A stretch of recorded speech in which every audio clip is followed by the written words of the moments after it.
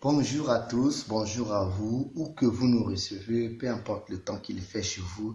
Nous sommes très heureux, nous sommes contents de vous savoir nombreux là, scotchés et attentifs à ce message. Que la gloire soit pour Dieu, que le Seigneur vous bénisse, vous comble et vous remplisse encore davantage.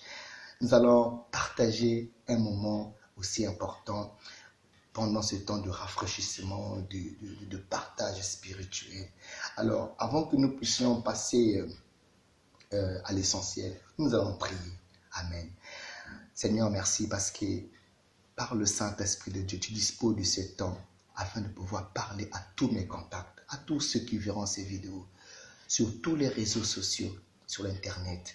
Père, je prie afin que, ô Dieu, les familles soient libérées, les âmes soient sauvées et que ceux qui sont sauvés continuent davantage à persévérer et à passer à l'action, à faire quelque chose devant toi. Au nom de Jésus-Christ Nazareth. Seigneur, merci parce que tu combles les vies de plusieurs de ta présence. Touche et manifeste ta gloire. Au nom de Jésus-Christ, nous avons prié.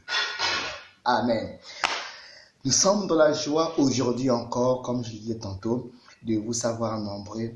Nous allons partager sur un sujet aussi important où nous allons devoir encore nous revoir notre marche, revoir la manière dont nous nous conduisons avec le Seigneur. Le salut par la grâce et le mérite de ce salut-là. Nous allons voir ce sujet, nous allons voir cela. Le salut par la grâce et le mérite de ce sujet. Est-ce que toi et moi, nous méritons ce salut? Est-ce que nous méritons? Que faisons-nous pour mériter, pour que ce salut soit gardé en nous, que nous puissions garder le salut? Nous avons reçu le salut par la grâce. Le salut par la grâce. La Bible dit, dans le livre de Jean chapitre 3, le verset 16 à 19, nous allons le lire. Ok, gloire à Dieu. Béni soit Dieu, merci Seigneur.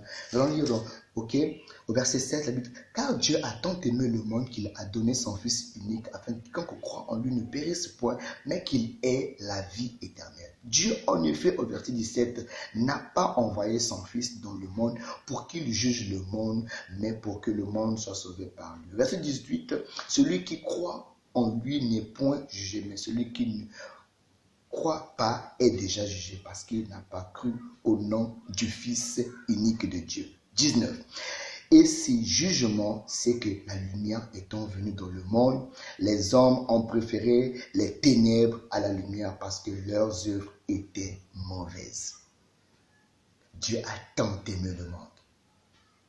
Les gens disent souvent, Dieu, il est pour tout le monde. Oh, chrétien, laissez ça. Dieu, il est pour tout le monde. Dieu est amour. Dieu,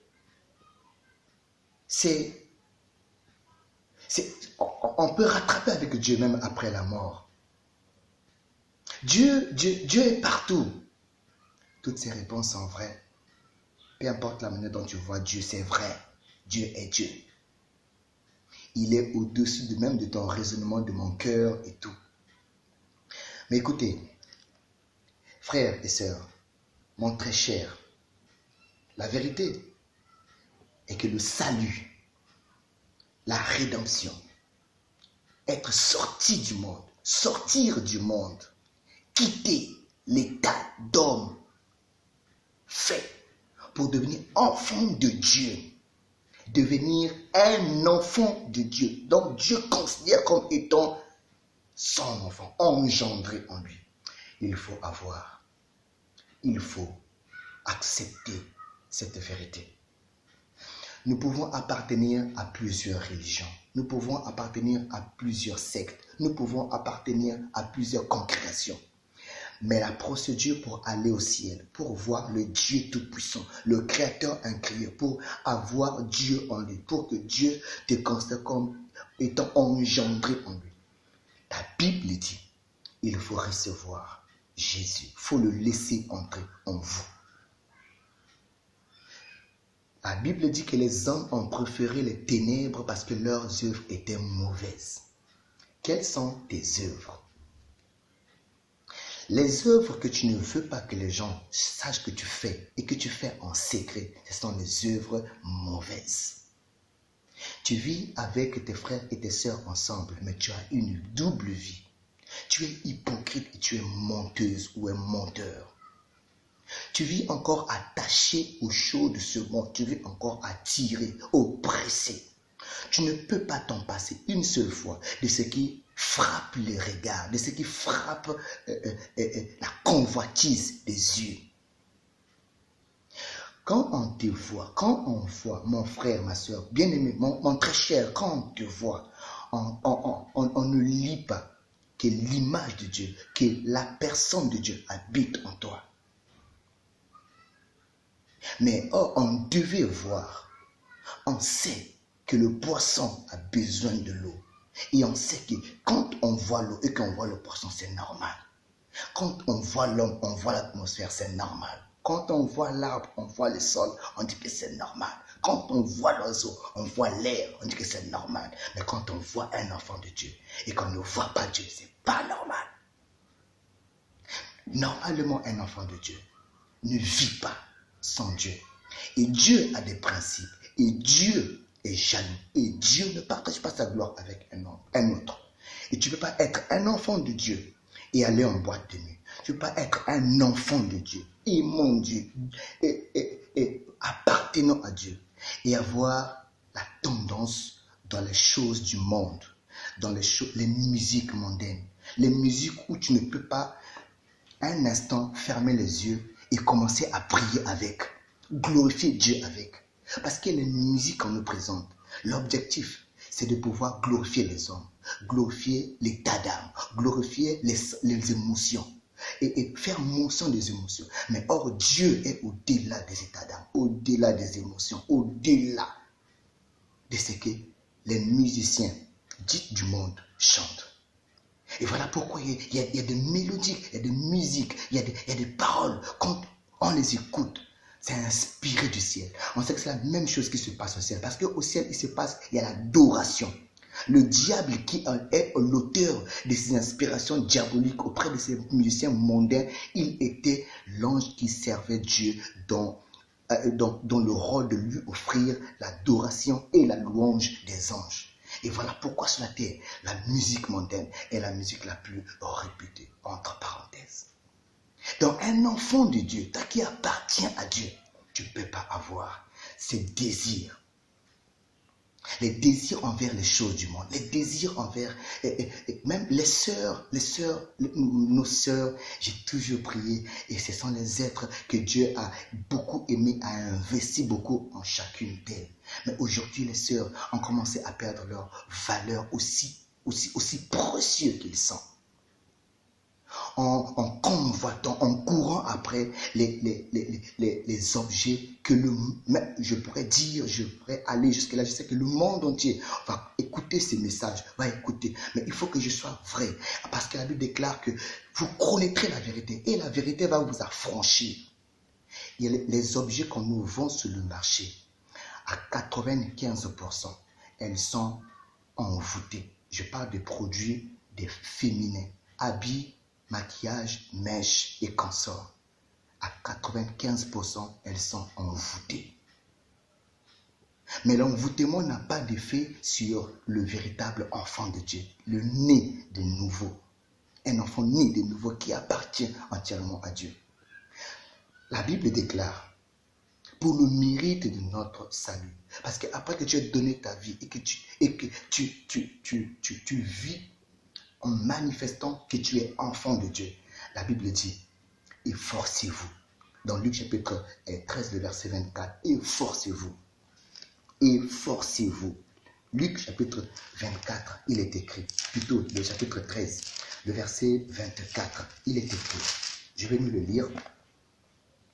Efforcez-vous d'entrer par la porte étroite, car je vous le dis, beaucoup chercheront à entrer et ne le pourront pas. Beaucoup chercheront à... Efforcez-vous.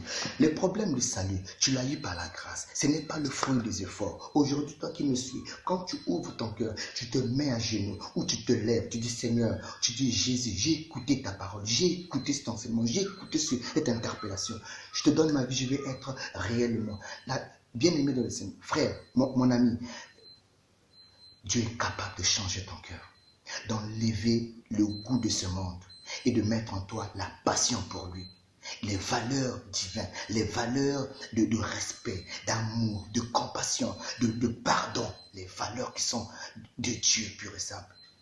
Lorsque tu ouvres ton cœur et tu le laisses ainsi faire. Et lorsque tu arrives à cette étape-là, la Bible déclare, efforcez-vous maintenant. Ne restez pas là. La grâce est venue, la grâce est manifestée, vous avez reçu Jésus, vous êtes arrivés jusqu'à Jésus. Donc maintenant, efforcez-vous. Il est écrit, efforcez-vous. Ça veut tout simplement dire, ne soyez pas léger dans votre marche avec moi, avec Dieu. Ne soyez pas léger. Ne croyez pas que tout est donné sur un plateau en argent, que vous devez vous servir de tout. Non. Efforcez-vous à rester intègre. Efforcez-vous à rester sobre. Efforcez-vous à rester saint. Efforcez-vous à rester pur. Efforcez-vous à ne pas être dans le mélange. Efforcez-vous. Restez saint. Restez pur. Restez sans reproche, restez sobre, efforcez-vous à rentrer par la porte, parce que nombreux chercheront à rentrer, ne le pourront pas. Je prie que toi qui me suis, que nous puissions rentrer. Je sais que le combat n'est pas encore fini, la marche n'est pas encore finie pour moi, mais nous sommes en train de marcher, nous sommes en route. Destination finale, c'est le ciel, c'est la gloire de Dieu. Et sur ce chemin, il y a beaucoup d'embûches, il y a beaucoup de combats, il y a beaucoup de tentations, il y a beaucoup d'épreuves. Mais la Bible déclare, efforcez-vous parce que Jésus a vaincu et il vous a donné aussi les capacités de vaincre. Soyez donc prudents comme des serpents, humbles comme des colombes. Soyez donc prudents, mais efforcez-vous. C'est une question de pouvoir se rendre compte à l'évidence que le Seigneur Jésus-Christ n'a pas eu une vie facile. Mais comme on a fait ça à lui, on nous fera ça à nous. Et donc, il faut vous efforcer à rentrer. Le salut est là. Dieu est là. Dieu est là pour tout le monde. Mais maintenant, efforcez-vous. Efforcez-vous. Soyez encore plus sobre. Il y aura des combats, mais résistez. La Bible déclare, résistez-lui avec une foi ferme, le malin. Résistez-lui avec une foi ferme. Résistez, persévérant, allons encore de l'avant. Efforcez. Ça ne sera pas facile. La Bible déclare depuis le temps de Jean-Baptiste, le royaume de Dieu est forcé. Et ce sont les violents qui s'en emparent. Nous en parlerons une autre fois. Nous n'avons pas assez de temps. Nous avons beaucoup à dire là sur ces sujets. La grâce est venue. Le salut est là. Jésus est pour l'humanité. Peu importe ce que tu faisais, laisse Jésus rentrer en toi. Ouvre ton cœur. Laisse-moi prier avec toi. Laisse Jésus rentrer. Jésus venir te libérer. Peu importe ce que tu fais, tu es dans l'impudicité, tu es dans une vie pas possible. Tu es même sérieux. Tu es un homme sérieux. Tu es même un homme correct. On te voit apparemment sérieux, mais ta vie, tu ne l'as pas donnée à Christ. Peu importe la religion, mais si toi, tu ne rentres pas le chemin pour aller au ciel, il n'y en a pas deux, il n'y en a qu'un seul, Jésus. Il faut l'avoir reçu, il faut l'avoir accepté, il faut l'avoir laissé rentrer en nous. C'est le chemin pour voir Dieu. D'autres enseignent la moralité, d'autres enseignent une vie épanouie, d'autres donnent des richesses, mais d'autres ne font pas rentrer au ciel.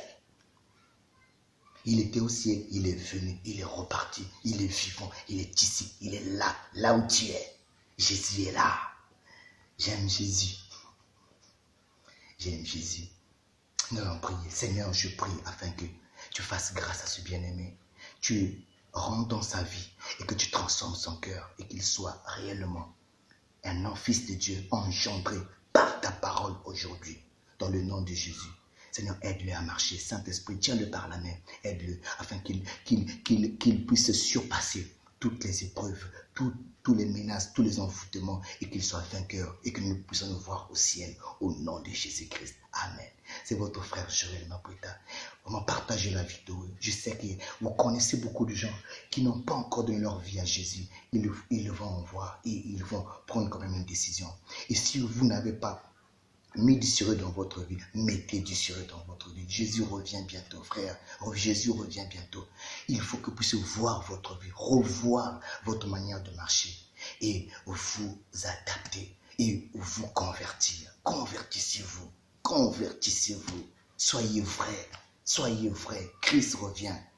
Cessez l'hypocrisie, cessez le mensonge. Dieu vous aime.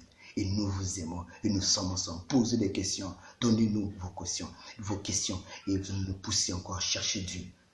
Allez-y, cherchez Dieu. Parlez aux prédicateurs, parlez aux évangélistes, parlez aux hommes de Dieu. Mais lisez la Bible. Prenez une Bible, achetez une Bible et lisez-la. Méditez la parole. Amen. Que le Seigneur vous bénisse. Au nom de Jésus-Christ. Amen.